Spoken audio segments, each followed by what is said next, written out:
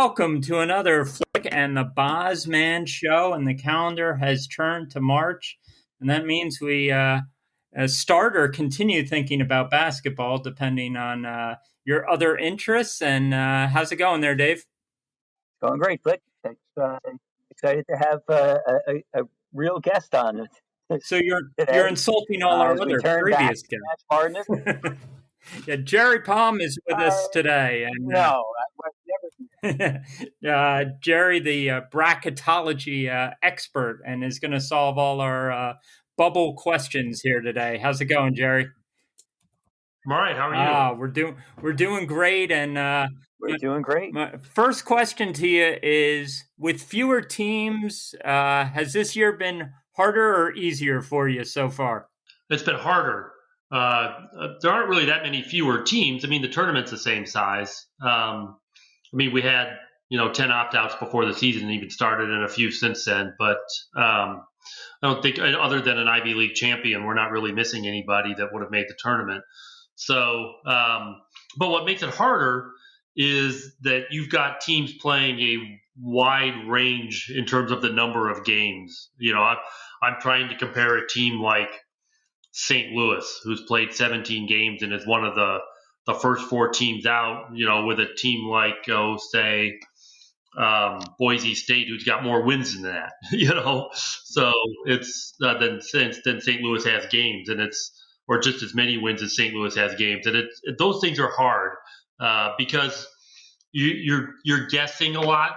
And you're relying on things that you don't normally rely on. I don't want to say guessing. It's not really guessing. You can't assume what St. Louis might have done with the games that they missed, because they had a 34-day pause for COVID. I think that's the longest of the season, or certainly the longest that I'm aware of. And lost a couple of games coming out of that. Have lost a couple of games since then.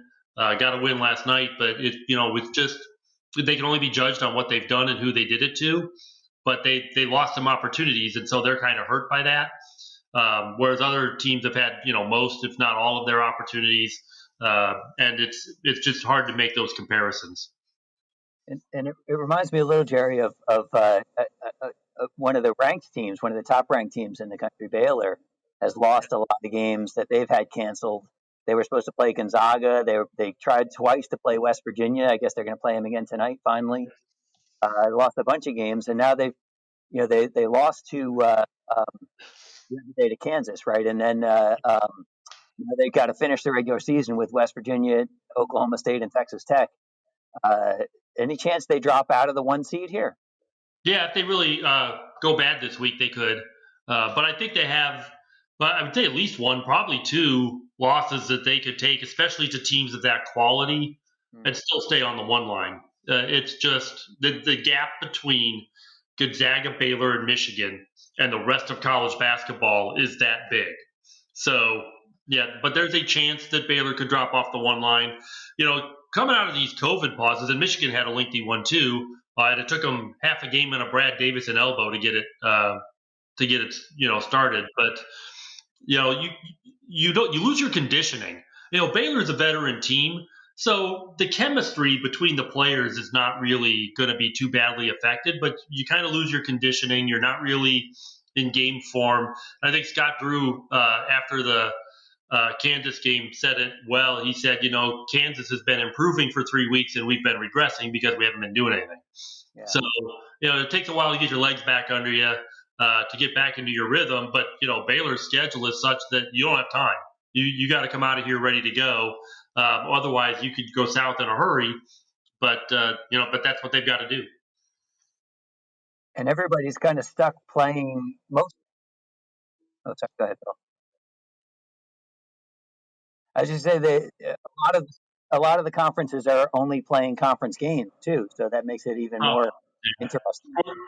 Yeah, in fact, that's really another thing. When people are talking to me on Twitter and complaining about where I have their team, almost always the only thing they're talking about is metrics, and metrics are a very minor consideration when it comes to the bracket. That the net wasn't created to compare teams. The net was created to define the quadrants. so that they could more easily see strength of schedule and have the games categorized by the better games in each quadrant, and that's what that's for. That's not for making determinations. It's not a tiebreaker. Ken Pomeroy, in a meeting that I was at in 2018 when they started looking at replacing the RPI, maybe it was 2017. Anyway, Ken Pomeroy told the NCAA people there during this meeting, he says, you shouldn't use my rankings because I'm not measuring what you want to reward. And yet everybody throws Ken Pom out. Ken Pom, Ken Pom, Ken Pom. And it's like, well, okay, I'm not saying that's worthless, but the fact of the matter is, if your resume doesn't validate the rankings, it's the rankings that are questionable, not the resume. Jerry, I found it interesting on Twitter that more people seem to complain with what seeding line they may be on their particular team than if they're in or out of the tournament. Is that strange to you as well? I usually get a fair amount of both. I am getting less of complaints about in or out, and I think it's because the teams that are out are so wholly undeserving, and there aren't really a lot of teams that there's really two. St. Louis and Duke among my first four out that have some reasonable chance of playing their way in, and then the other two, Seton Hall and Stanford. They could still play their way in, but they have much more to do than that list would seem to indicate. So, and the opportunities to do it also. So it's just a weird year that way. There just aren't a lot of teams that are not in the bracket that have a case to even be in the bracket. So yes, I'm getting more complaints about seeding as a percentage of the complaints than usual. But that's just there's always some of that though too. So the rankings certainly seem to like the Big 12 and the Big 10, and it seems like a lot of them. What I wonder is, some of these teams ranked as well as they are because they play each other? Like how do we know how good somebody like Rutgers or Michigan State is this year? Yeah, it's strength of schedule is largely built on what collectively the league does outside the league. And, as you pointed out, I mean, like the Patriot League only played 8 total non-conference games, 4 for Navy and 4 for Army. And then Colgate's in the top 20 of the net. Well, that's a complete anomaly. Colgate's not an at-large team regardless, right, of their net ranking. They're not an at-large team. But the Big 10 and the Big 12 did pretty well outside the league. Now, they didn't play their full non-conference schedules, but most of the majors were able to get in, most of their games. Not 100% universally, but for the most part, the major conferences were able to get in a fair enough number of games that you get a pretty good idea, and that there's fewer anomalies in the rankings in the major conferences than there are in some of the smaller conferences where non-conference schedules were gutted more often. And there's exceptions to that as well. But anyways, it's just hard. It's hard to trust the rankings in any year. It's very hard this year. There were only about 43% of the normal number of non-conference games played. So the overall schedules are shortened. The non-conference schedule is very short, and it's the non-conference schedule that connects teams together mathematically in all of these ranking systems. So, it's if you don't have that, that's not as good, then the rankings are going to be less reliable. They're not completely unreliable. We saw some of that in football where you had 3 major conferences that didn't play any non-conference games, and then you can't compare them. You can't use rankings to compare them to anybody outside their own league. We don't quite have that in basketball, but we have more anomalies than usual, and there are more resumes that don't resemble the rankings than you might see in a normal year. You just insulted a big part of our audience by dissing on Colgate there. But 2 other teams I wanted to talk about were Villanova and Houston. Which one's going to have a better seed and where they'll ultimately both be seeded? Yeah, they're interesting and for largely the same way. Villanova is another team that had a lengthy COVID pause. and lost some of the games, some of the better games in their league. And the Big East is down this year anyway. So Villanova loses a game like to Butler the other day. It hurts them a lot more because it's a bigger percentage of their schedule. They don't have the opportunities to make up for that like they would in a normal year. So Villanova, I've got as a 3. Actually, both of those teams as a 3.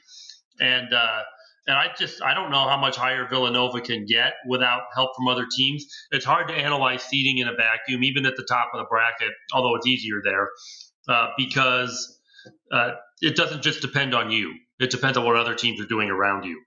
And you can't predict that. Also, conference tournaments matter, and we don't have any idea what most of these teams, who they're playing in their conference tournaments yet. So it's hard to analyze that entirely, but 3 might actually be a ceiling for Villanova unless there's a fair amount of carnage ahead of them. And Houston's problem is similar in the sense that their league is down. So they don't have the opportunities to build up quality wins, even at the top of that league, like they normally do. Wichita State is a borderline tournament team in the bracket. It would be in the bracket as an at-large team, but barely. They'd probably be last 4 in, but they're the automatic qualifier in the bracket right now because they're in first place.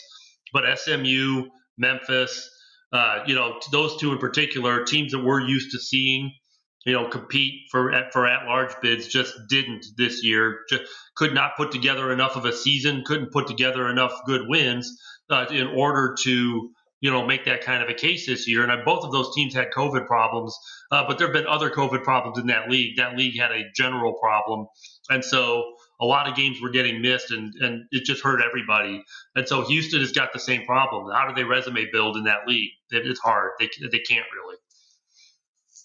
And you mentioned, Jerry, some of the games that were missed. One of the biggest ones was the Baylor-Gonzaga game. And the question I always have with Gonzaga is, how good are they? Is this the best team they've ever had?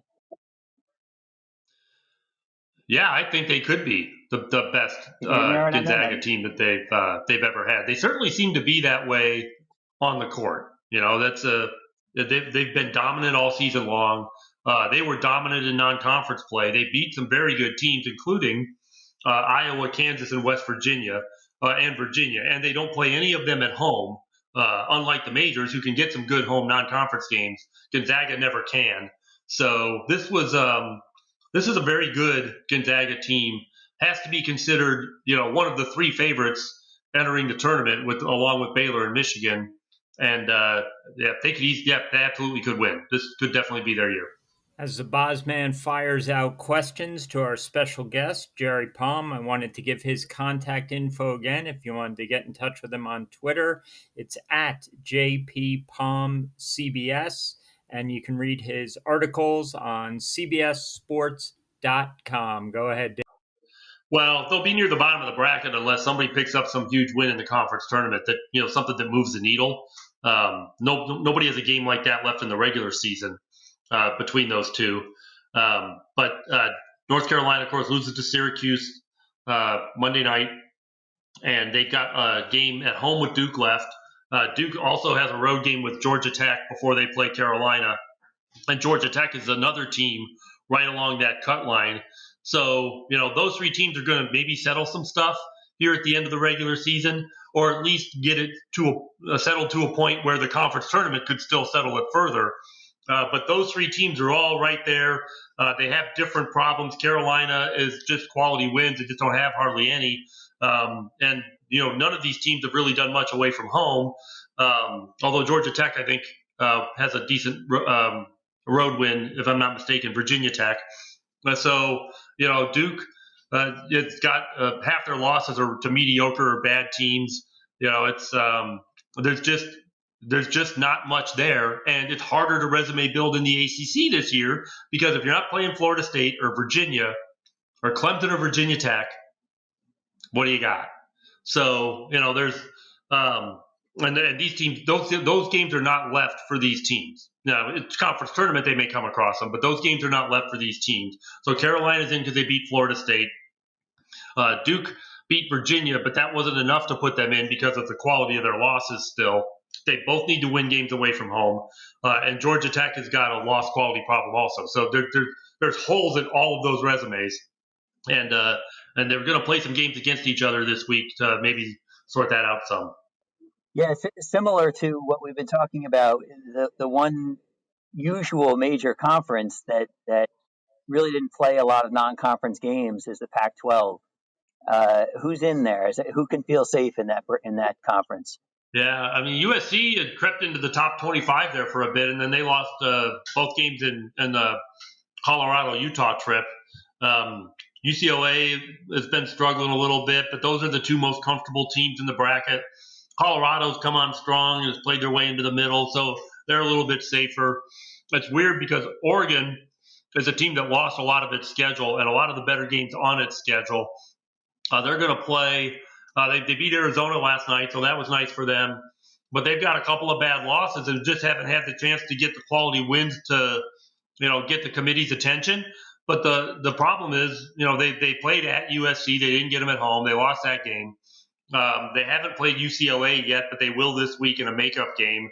And they split home and home with Colorado, but they lost to Washington State and Oregon State at home. I mean, it's enough to put them in the field, but it's not enough to get them a great seed.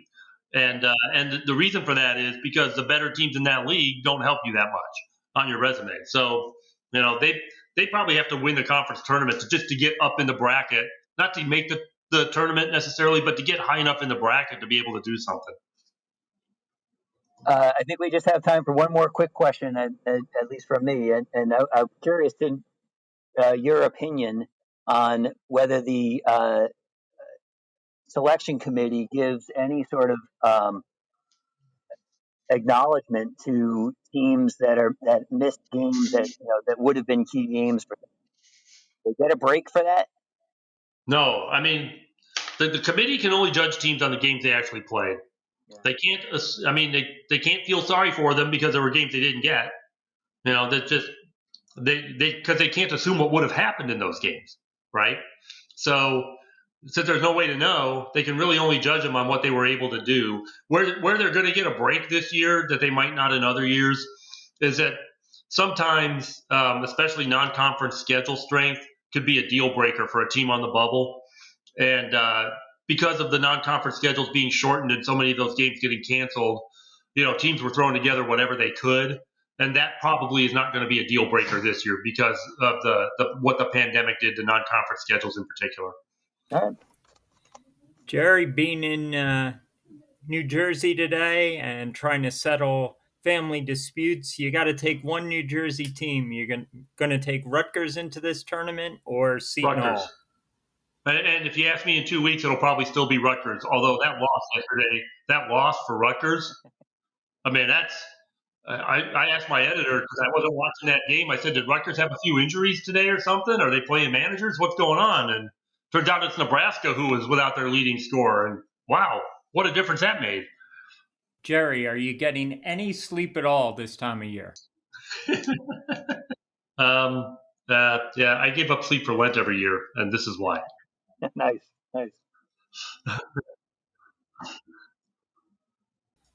Once again, thanks to our guest, Jerry Palm, and everybody enjoy the tournament this year.